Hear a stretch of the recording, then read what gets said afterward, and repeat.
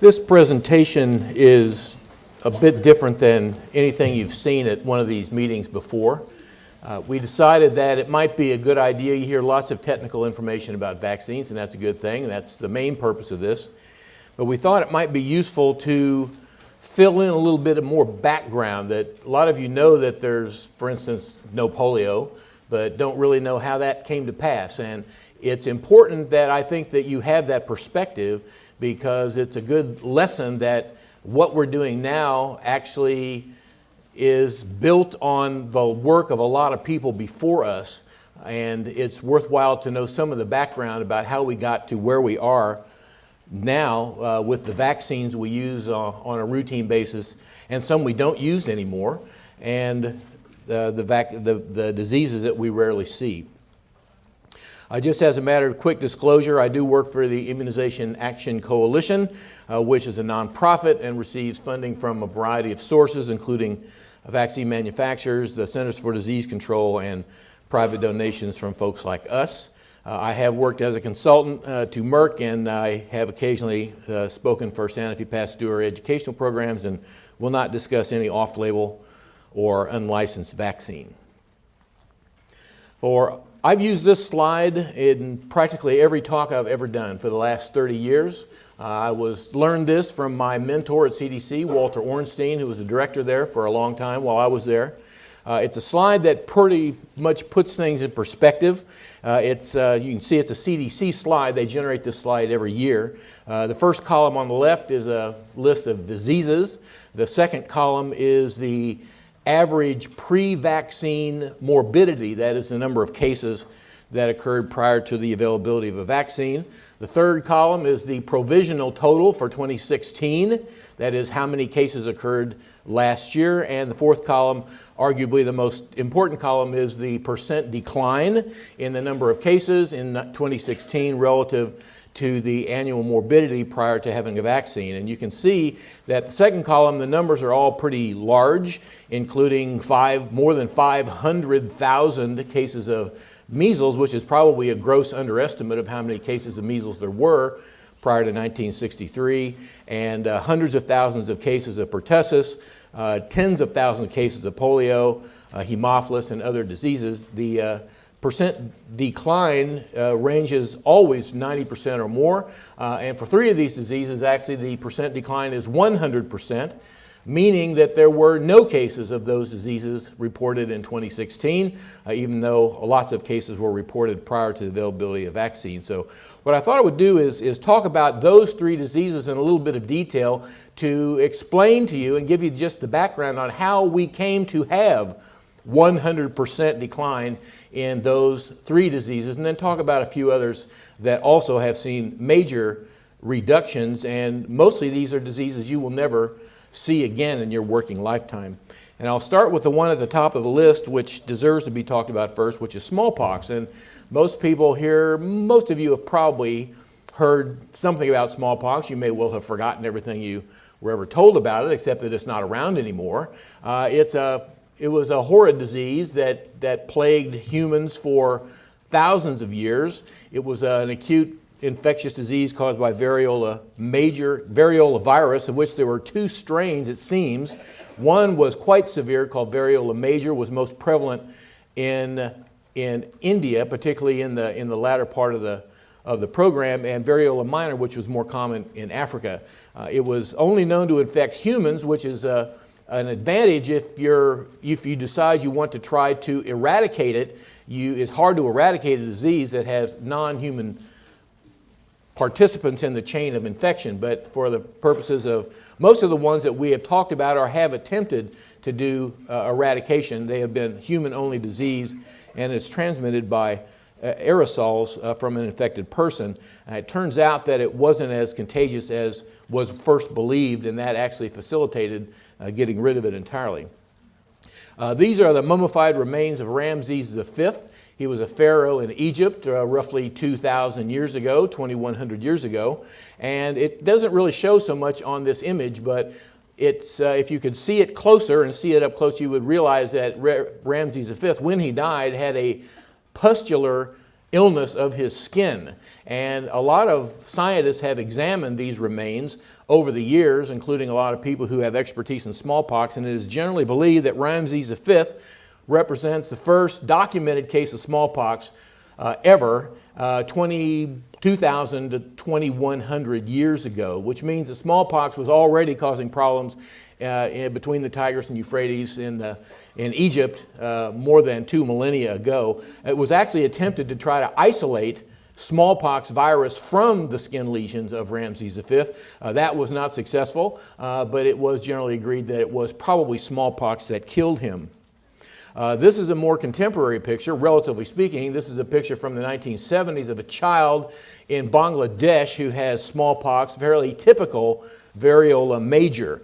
You notice he has lesions fairly commonly on his face. It's usually on the face and extremities primarily. One of the things you might remember that we talked a lot about smallpox about 15 years ago when there was sort of a resurgence in interest for reasons I won't go into in smallpox vaccine. One of the things we taught people, I spent a year, more than a year, talking about smallpox a lot. And this slide was used commonly to illustrate one of the most characteristic things about smallpox to differentiate it from chickenpox, which was the most common thing that was confused with. If you look at the child, look at the lesions on either the arm or the face, and you'll notice they're all in exactly the same stage of development. And they're umbilicated. They have a little dimple in the center of them. Umbilicated lesions, that's what differentiates, the primary thing for your trivia question, what differentiates smallpox and chickenpox. Smallpox, the lesions are all on the same level of development. With chickenpox, on any given part of the body, you'll find lesions that are both early, like erythematous, and you'll find some pustular lesions and also some that are crusting. And so that was one of the key differentials back 15 years ago when we started to talk about smallpox a bit. Now we're not talking about it as much anymore. This type of smallpox was fatal in about 25 to 30% of cases. This type of smallpox was known as hemorrhagic smallpox. Again, this is a woman in Bangladesh who had hemorrhagic smallpox. No one really understood why some people developed this severe form of smallpox. It was almost invariably fatal. They bled into they essentially developed what was basically disseminated intravascular coagulation and began to bleed into their lesions and would invariably die of what essentially was septic shock. It wasn't septic shock because, of course, viruses don't produce toxins, so it wasn't that, but it was something that looked a lot like septic shock and was almost always fatal.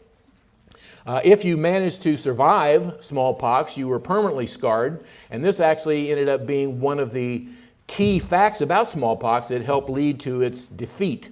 It was one of the most common causes of blindness in Europe and actually in the United States for many years because of involvement of the eye. It would permanently scar the cornea and lead to blindness. Again, death happened on average about 25 to 30% in just ordinary cases of smallpox.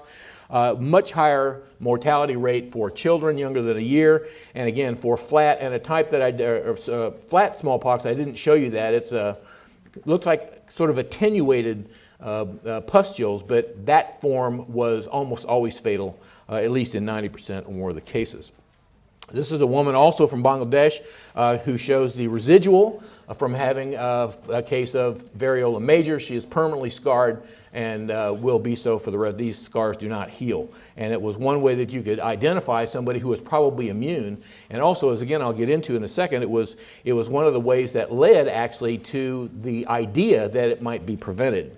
Humans have been trying to prevent smallpox for 1,000 years before we got around to actually being able to prevent it. It was observed that some people got really, really sick and died from smallpox, and some people seemed to have relatively mild disease. And it was also known that if smallpox came around, everyone was going to get smallpox, and a lot of those people would die. So for 1,000 years, starting in really China and India, arguably as early as the 9th century, there were attempts to try to prevent it. And the way to do it, they observed that since some people didn't get that sick, that if you could get their smallpox, maybe you wouldn't be so sick either. So they would find people who were mildly ill and scrape one of those lesions and intentionally either scratch it into their skin. Oftentimes they would allow it if the person survived, which again, the mild cases did. They would take the scabs and powder it and actually insufflate it. They would basically blow it into someone's nose to actually intentionally infect them with smallpox, because the idea was if you got smallpox from a person who had mild smallpox, then you also might get mild smallpox. Unfortunately, it caused fairly severe disease where it was introduced. Imagine having that inside of your sinuses, but also could cause smallpox. It was, after all, smallpox virus. It wasn't anything else. And so some people did, in fact, have mild smallpox, but some people got severely ill and died, and some people, and you were able to transmit. So it was not a procedure without its risk. But in fact, it was better than taking your chances with regular smallpox, which was odds are was going to kill you. So this was done for 1,000 years. It was done for 1,000 years, was actually introduced into England in the early 18th century by the wife of the British representative to the Ottoman Empire. Came back, she got smallpox, and noticed that the Turks were actually doing this procedure they called variolation, and actually brought it back with her to England and actually introduced variolation to England in the early 1700s. And it continued to be a standard practice for nearly 100 years. This is the results of this is a take. This is what they were looking for with variolation. You would essentially get a localized case of smallpox. Again, this was regular smallpox now. This was regular smallpox virus, so this person was contagious and could in fact develop generalized disease, but it was better than taking your chances with the real thing. Variolation had been done already in the United States by the mid-1700s, and by America. It wasn't really the United States at that point, but there was an outbreak. Boston has had really good records for a really long time, and there was an outbreak of smallpox in Boston in 1752, of which there were about 6,000 cases of smallpox, of which 10% died. There were also 2,100 people who were variolated, and only 1% of them died, even though about 30% of all the cases of smallpox were directly attributable to people being variolated. So you can see why an average consumer would choose to be variolated, even with inherent risk, than take your chances with smallpox, because you had a 90% less chance of dying than you did. So this was common practice. It was standard practice in England, in Europe, actually in the Ottoman Empire, a lot of places for a long time. This was the standard way. It became a standard practice for most of the 18th century, including this man. This is Edward Jenner, who was a doctor in England, and he was a general practitioner, and he, of course, also variolated his patients, because that was what you did. If you had enough money to be variolated and could afford to do it, you would do it. And he was a variolator too, including the rest of the practice that he did. He noticed that, well, several things happened. It was noticed early on that certain people had really good skin. They weren't scarred. Remember, if you got smallpox, you were pretty much going to be scarred for life, and survived it. And it was known for a long time that, in fact, milkmaids, the women whose job it was to milk cows, had good skin. They weren't scarred. And so they seemed to be somehow protected. They didn't have pox. And so that was known. It was a common knowledge in the mid-18th century in Europe and other places. And it was believed somehow that contact with cows somehow would reduce the risk of the person developing smallpox. Edward Jenner noticed this, and since he was a variolator, he of course had tried to variolate milkmaids who did not take. He noticed that he couldn't get a take when he tried to variolate people whose job it was to milk cows. And so he put two and two together and thought, well, maybe it's something about, there was known to be a disease indigenous to cows that was an occupational hazard to milkmaids, and was called cowpox. It would come around in epidemics. It wasn't there all the time, but it would come in epidemics. And he decided that was probably it. And those of you, you've all milked cows, and you know how it's done. And so milkmaids would get a lesion. If there was cowpox in the herd, they would get a lesion right here between their thumb and their first finger. Second finger, I guess. And you would get this little blister there, which was your cowpox. It's a zoonotic disease, so it's not a disease of humans. It would just be unintentionally transmitted, and it was generally mild. So Edward Jenner thought that may well be the key to this. So putting two to two together, they were rarely pockmarked, so they didn't get smallpox. They didn't take with variolation, and it must be then something about, because their cowpox was unique to milkmaids. So he decided to do a grand experiment that took place on May 14th, 1796.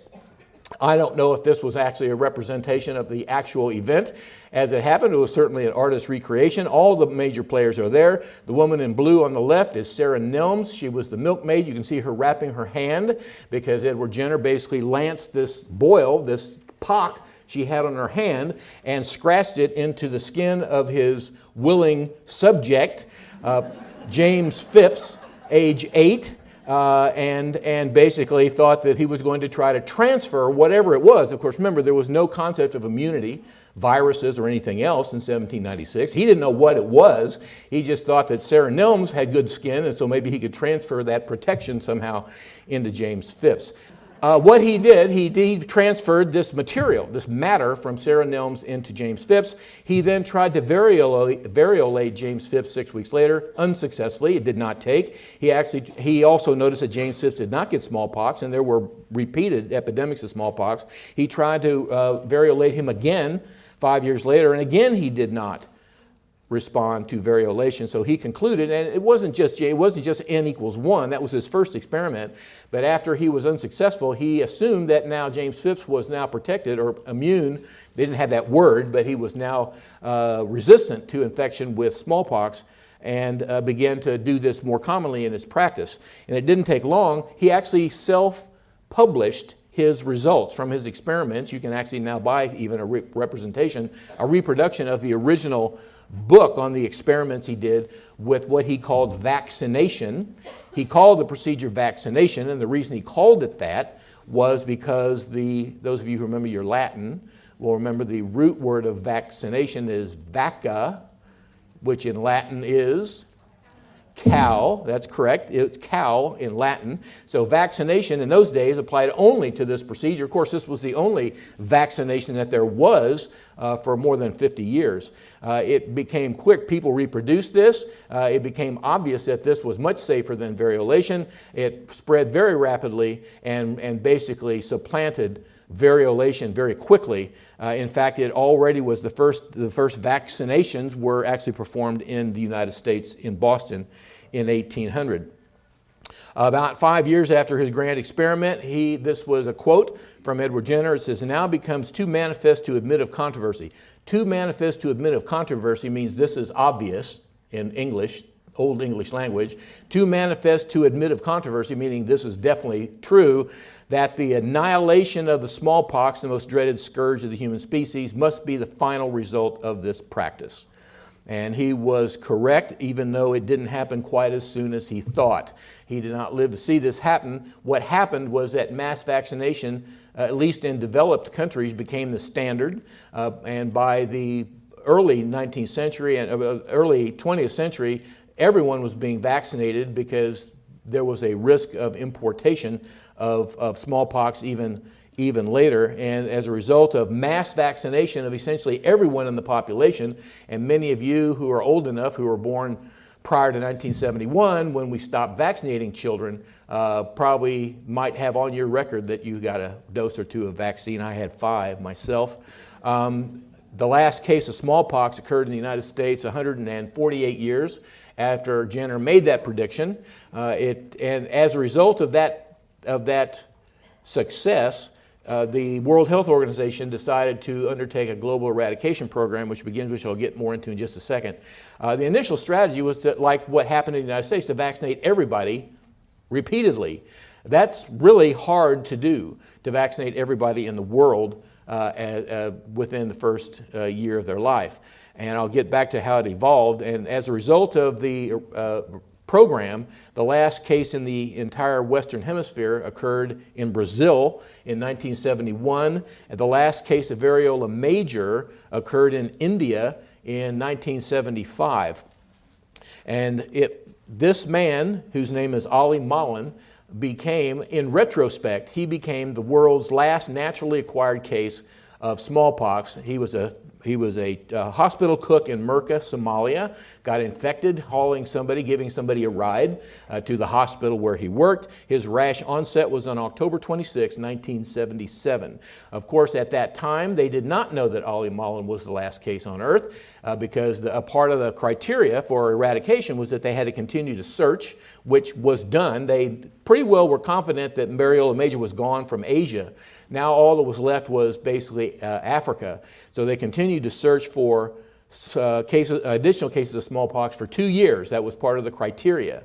And 2 years and 1 day later, that would be October 27th, 1979, this article appeared in the Los Angeles Times. On October 27, 1979, I was a second-year medical resident in Bakersfield, California.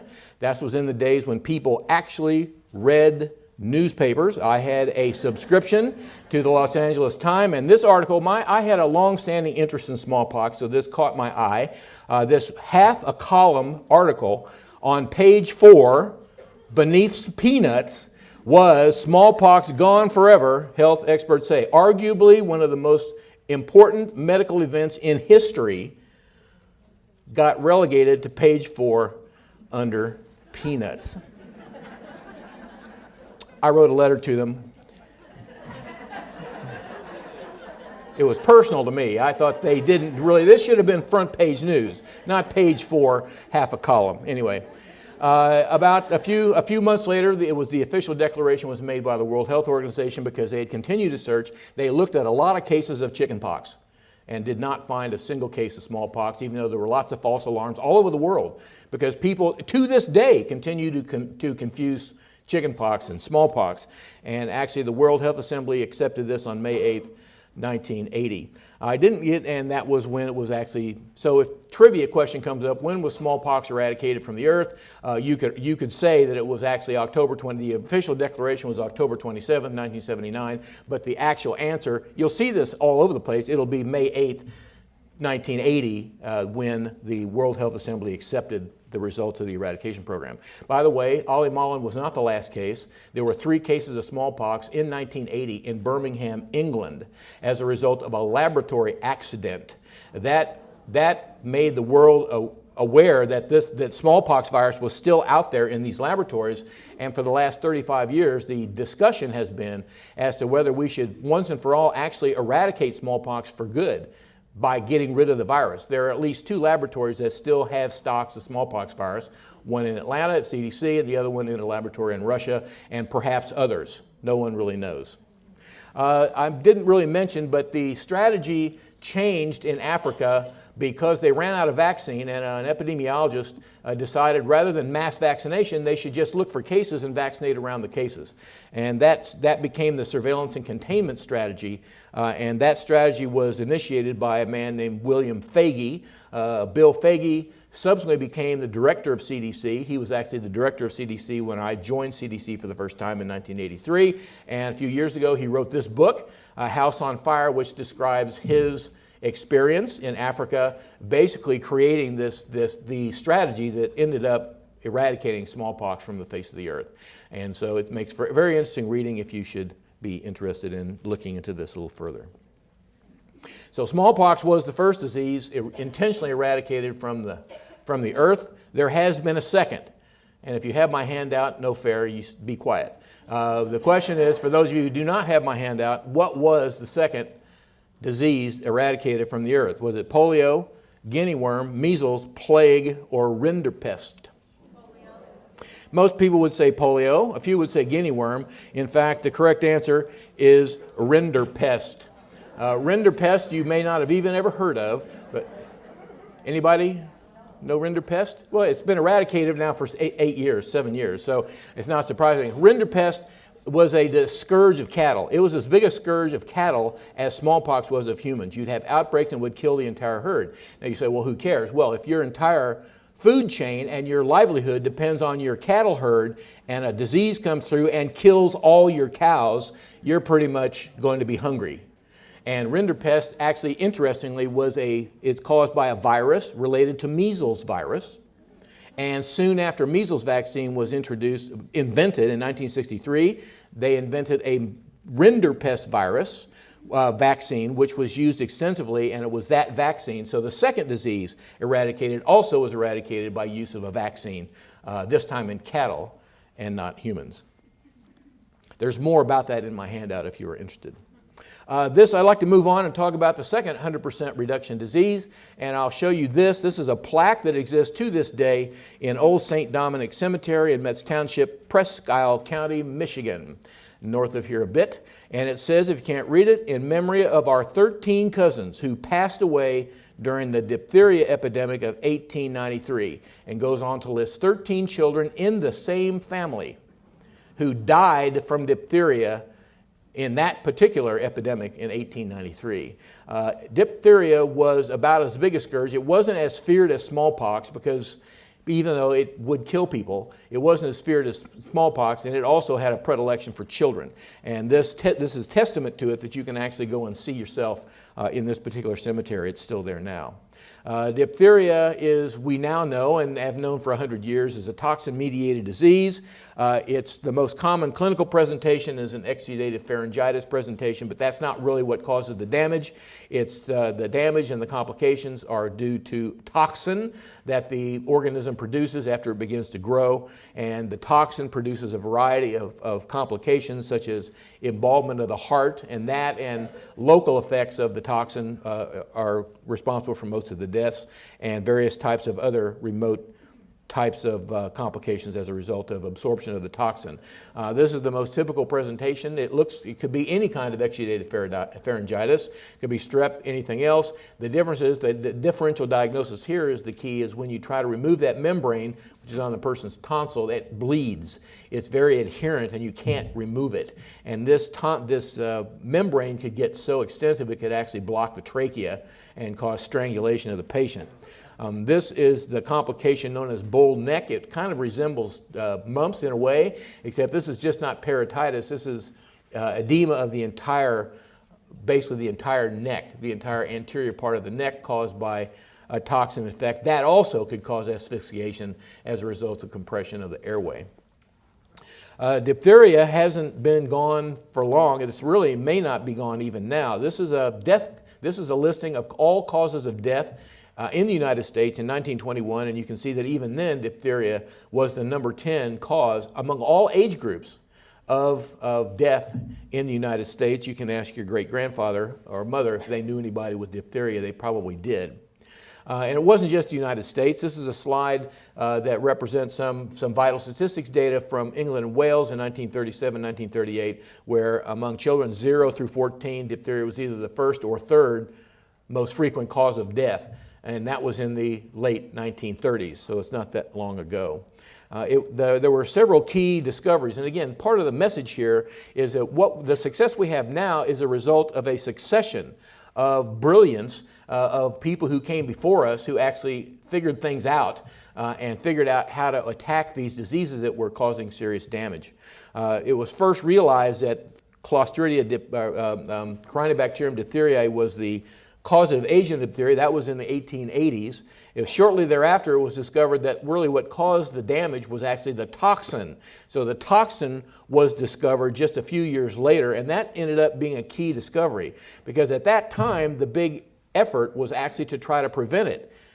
Was actually try to treat people, children in particular, who had, there was no treatment. Remember, this was way pre-antibiotic, and so there was no treatment available, and so the first efforts were to try to find a way to treat people who had diphtheria.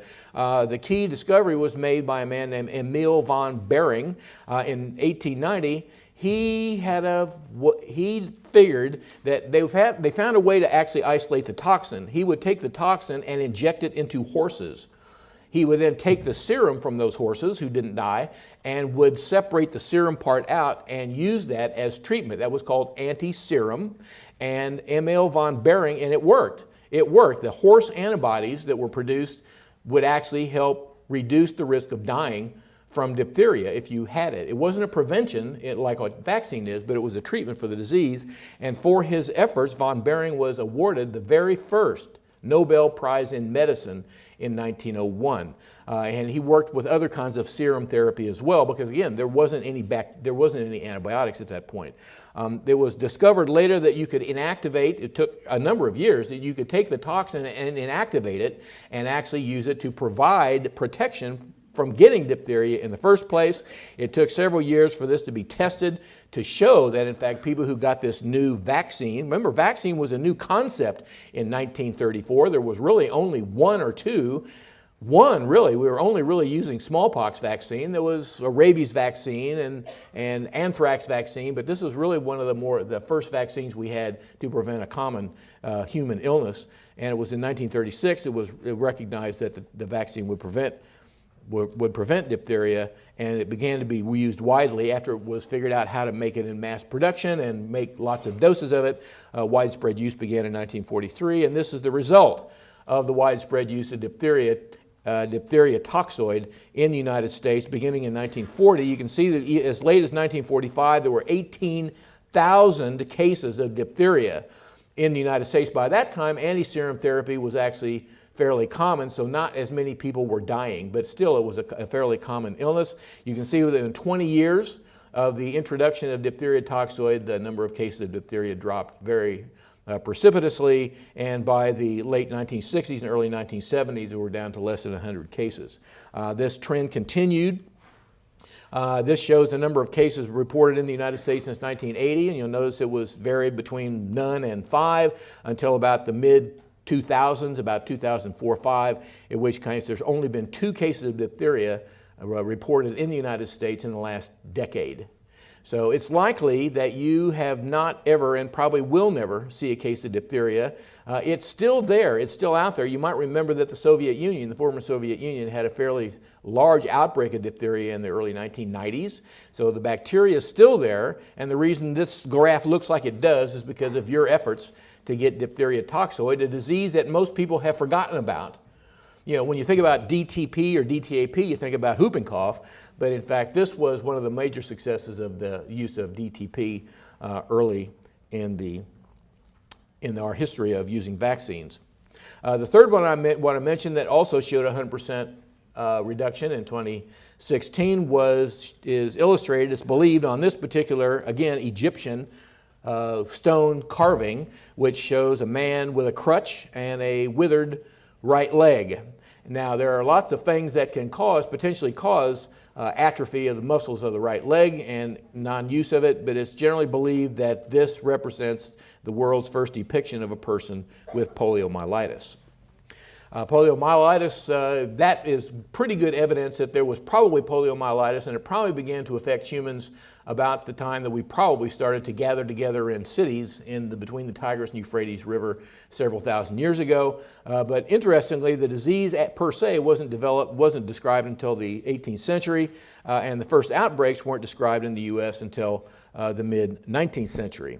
Michigan factor and outbreaks of polio got progressively worse after that point, probably because of improving sanitation, interestingly enough, because it turns out that the earlier in life you're infected with polio virus, the less likely you are to be paralyzed. So as sanitation improved in the 19th century and the 20th century, it shifted the age of infection of polio from being very young until older children. Consequently, outbreaks began to become apparent and became increasingly large as we shifted further the age of infection, since we had no vaccine and it's a viral disease that's not treatable with any kind of antibiotics. So by the early 20th century, we were seeing outbreaks all over the place, particularly in the Northeast, where there were higher concentrations of people, and Michigan certainly factored into that. This continued to escalate year after year, and parents got increasingly afraid of polio because these outbreaks would happen every summer. And oftentimes you might ask your grandparents or great-grandparents if they remember polio back before in the 1940s and 50s, when there would be big outbreaks and they wouldn't let their children go to the swimming pool, wouldn't let them gather, wouldn't let them play with their friends because they were afraid of being infected with polio. This peaked in 1952 with the peak of the epidemic in 1952, in which there were 21,000 paralytic cases of polio reported that year. This probably represents something like 2 to 3 million actual infections with polio, which was most of the population. frankly, at least most of a whole age cohort. This is the polio ward of Los Angeles County Hospital in 1952 at the peak of the polio epidemic that year. And you could see some of these folks died. Some of them lived in these big drinker respirators for the rest of their lives. We all know about Jonas Salk. Not a single person in this room hasn't heard Jonas Salk's name and what he did and the vaccine that he produced. And it's true. Jonas Salk was a physician, but he was interested in virology. He was trained, his initial training actually was in influenza. He was working on influenza virus, and he learned how to inactivate influenza virus to make influenza vaccine. But he shifted his interest to polio because it was killing more people. And so he decided he was going to create using what he had learned about inactivated influenza vaccine and turn that into knowledge to try to create a vaccine for polio. What you probably don't know, and probably why Dr. Salk did not get a Nobel Prize for his work, is because the work that allowed him to do what he did was done by other people several years earlier. In fact, it was done by these three men. This is John Enders, Frederick Robbins, and Thomas Weller. They, in 1948 or 49, they made the critical breakthrough. They discovered that polio virus could be grown in tissue culture. Prior to that time, all the polio virus that was being used in vaccine experiments or any kind of work was grown in the spinal fluid of live monkeys. So if you were going to work with polio, you had to have a whole bunch of monkeys, and you basically injected the virus into their brain and waited for them to die or be paralyzed, and then and that's not a very efficient way to make, and certainly not a way that you can make virus on an industrial scale that you could actually make a vaccine for. And it was Enders, Robbins, and Weller who in fact discovered the technique by which polio virus could be grown in roller tubes, in cell culture, and create enormous quantities of vaccine, of a virus, which would then allow a vaccine to be made and, more importantly, to be produced on an industrial scale. They're the ones who got the Nobel Prize. They got the Nobel Prize in 1954 in medicine for the discovery of the growth of poliovirus in tissue culture. Salk didn't really want to have a clinical trial. He was convinced his vaccine worked, and he wanted to put it right out there right now. He was convinced by Thomas Francis to, in fact, have a formal clinical trial. Thomas Francis, as you might know, yet another Michigan connection. Thomas Francis was at the time the dean of the School of Public Health at the University of Michigan in Ann Arbor. And he had actually worked with, he was actually Salk's mentor and had worked with him on some of his influenza studies. But he convinced Salk that really we needed to do the science and show that the vaccine was safe and effective. And so they did what is probably the largest clinical trial in history, involving 1.8 million children who undoubtedly were volunteers. Also, 440 of them were vaccinated, 440,000 were vaccinated with Salk's vaccine. 210 received a placebo, and 1.2 million served as unvaccinated controls. These were known as polio pioneers. They all got that little button you see right there, polio pioneers, 1954. So it was a formal clinical trial back before we had mainframes or laptops or anything else, involving 1.8 million people. The vaccine, it only took a year to realize that the children who got the vaccine had almost a 90% reduction in the rate of polio compared to those who got placebo or were unvaccinated.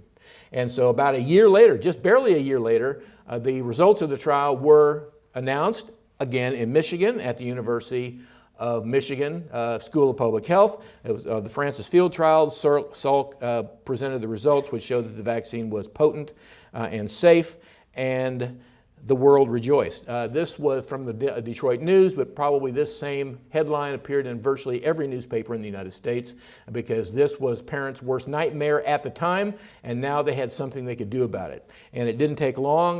The vaccine went into mass production, and it didn't take long before people were highly anxious to receive this vaccine and would come and stand in line for hours in order to get the new Salk vaccine. I personally remember standing in line with my parents to receive this vaccine in the mid-1950s and mid to late 1950s. I'll just ask you, when was the last time you saw anything like that at your office? The impact of the vaccine cannot be understated. You can see this graph starts in 1950 and starts when polio, you can see the spike there in 1952 when the peak happened when there were 21,000 cases. The impact on polio was dramatic.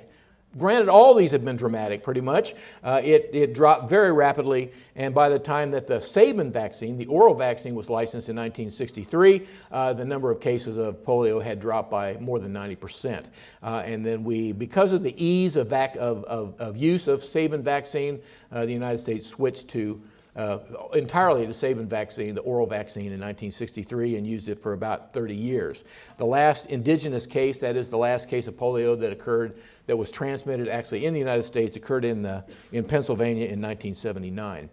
This shows you just the number of cases about the time the Sabin vaccine was licensed. See, there was still polio happening, but you'll notice the problem with the Sabin vaccine was that it could itself cause polio, cause paralytic disease, which is in the purple line in this particular graph. And after the last indigenous cases in 1979, essentially all the polio that occurred in the United States was due to vaccine, which led to a major decision in the late 1990s, in 1996, 97, 98. This was discussed at great length at ACIP and at CDC about whether we should abandon Sabin vaccine to not have any polio. And the decision, rightly so, was that we should stop using Sabin vaccine because no polio is acceptable in the United States. And at that time, there were 8 to 10 cases of vaccine-associated polio occurring in the United States.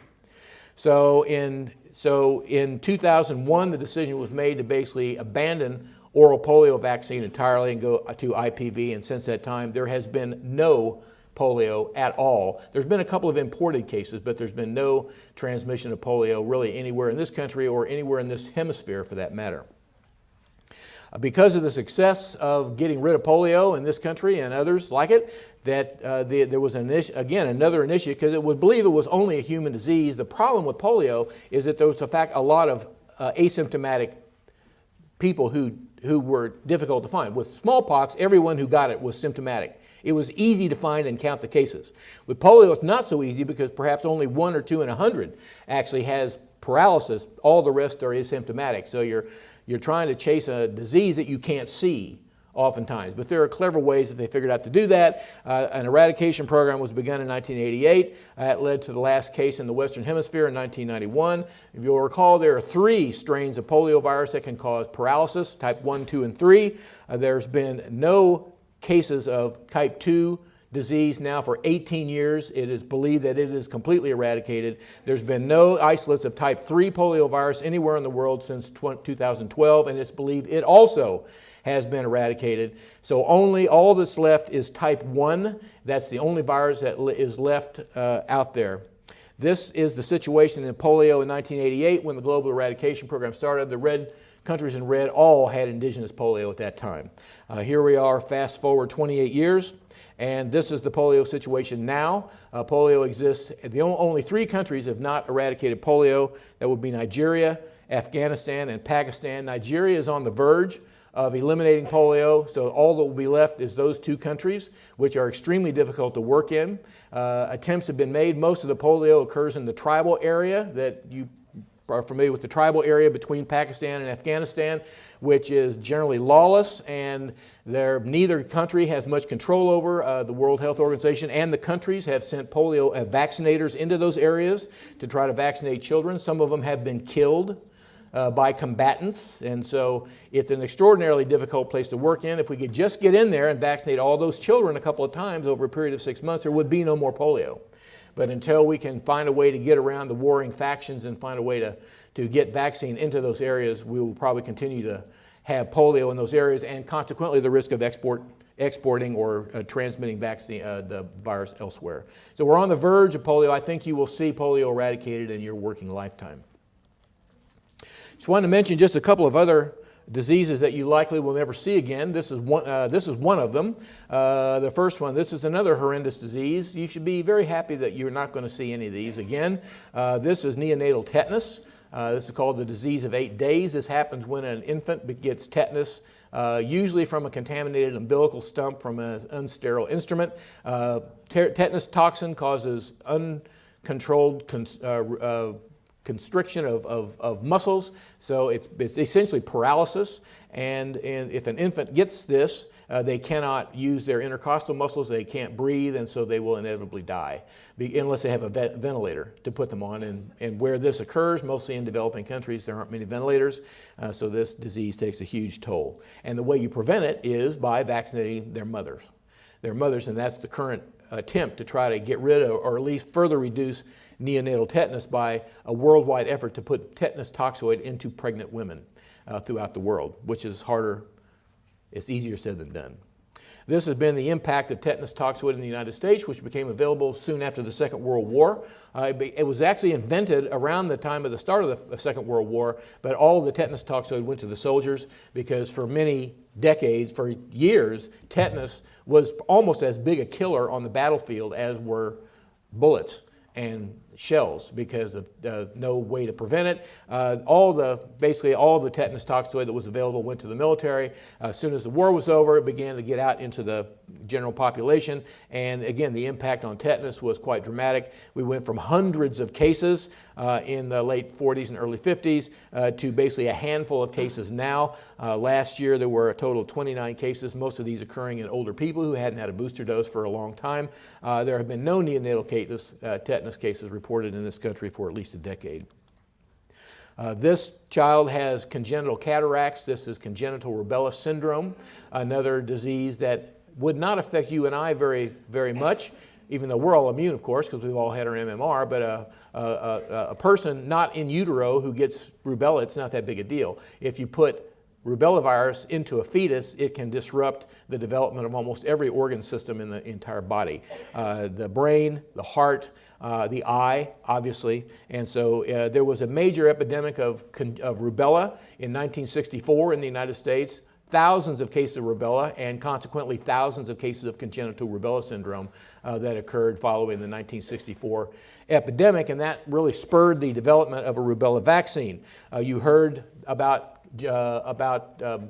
Stan Plotkin, Dr. Stanley Plotkin, earlier today. He was critical in the development of a rubella vaccine that was licensed first in the United States in 1969. You can see in the yellow line the impact that it had on rubella occurrence in the United States from basically 1970 on. Within about 40 years, rubella was completely eliminated from the United States. Rubella was certified as, U.S. was certified as rubella-free in 2004, and actually the Western Hemisphere certified as rubella-free in 2015. There have been only a handful of cases of rubella, only one case of congenital rubella syndrome last year, and that was, all those were imported. They were people who were infected outside the United States and came in here, including the case of CRS. One other disease you're unlikely to see again. This is the best way to get it. This is cellulitis caused by Haemophilus influenza type B. The bad way to get it is to get it in your spinal fluid. Hib was at one time the most common bacterial cause of meningitis in children. There were something in the order of 20,000 cases a year and about 1,000 deaths from Hib disease alone in the United States. This all happened kind of during my public health tenure. I started in public health in 1983 at CDC, and in the mid-80s was the first Hib vaccine, which is a polysaccharide vaccine, which wasn't that effective. But by the late 1980s, the conjugate Hib vaccine had been invented and was recommended for the entire series in about 1990-91. And you can see it's almost a vertical line. It took you no time whatsoever. You haven't seen Hib, very likely, unless you've been practicing for quite a while, because now residents nobody sees Hib anymore. That, in fact, the drop in Hib was quite dramatic, and we went from 20,000 cases a year as late as the mid-1980s to essentially a handful of cases, about 25 to 30 cases a year, most of which are occurring in unvaccinated children, and very little Hib meningitis. So this was yet another success that is more recent and is actually not well recognized. People don't remember that, in fact, it was only 30 years ago that there was never a time when there wasn't a child with Hib of some kind in the hospital. And now, again, residents go their entire training and never see a single case. And it's likely that you all will never see a single case of Haemophilus influenza type B again. How did all this happen? Well, obviously it happened because of technology and the development of new vaccines. I'll just put this in perspective for you. This was the schedule the year that I began with CDC in 1983. This is the 1983 Childhood Immunization Schedule, which was published in the General Recommendations on Immunization in 1983. You can see here at that time our technology had led us to 3 vaccines: whole cell DTP, oral polio vaccine, and MMR. Those were the only 3 vaccines except for the TD dose that kids got at that time was at 14 or 15 years. So it's pretty simple. Never had more than 1 shot per visit, and there are only about 6 shots in the entire series. Fast forward now 37 years to 2017, this being the schedule now, of which it looks a lot more complicated. It is, and scares parents, obviously, because it is true that we have increased tremendously the number of vaccines that we have available to prevent some of these very bad disease. We've gone from six total diseases we could prevent in 1965 to 10 in 1995, and 16 diseases we can prevent now with vaccines in 2017. And this is, we all know that this is an advance in technology and will save thousands of lives. Parents sometimes see this as an attack on the child's immune system, and so consequently that's a frequent question that you get and common pushback that we receive from parents, that the child is simply getting too many vaccines and overwhelming the child's immune system, which it's easy to see at superficial levels how that could be, that schedule could be interpreted that way. However, what you need to remember is we don't really measure this by the number of vaccines. We measure this actually by the number of antigens that are interacting with the child's immune system. And that's where the technology, modern vaccine technology, has really made a major difference. This table shows the number of antigens. These are the components, the actually immunogenic components of the vaccines at various times through the past. You can see when back in 1900, when your great-great-grandfather got smallpox vaccine, that virus alone had 200 antigenic components. When we had whole cell DTP, it alone had nearly 3,000 antigenic components. So in 1980, when we had only 3 vaccines, whole cell pertussis, oral polio vaccine, and MMR, a child was being exposed to 3,000 different antigenic components. Now fast forward 37 years to 2017, when we have 16 vaccines, but those 16 vaccines only contain a total of 130 antigenic components, meaning that actually the child's immune system today, with a full schedule as recommended by ACIP, actually exposes the child to fewer antigenic components than your grandfather was exposed to or your great-grandfather when he got smallpox vaccine in 1954.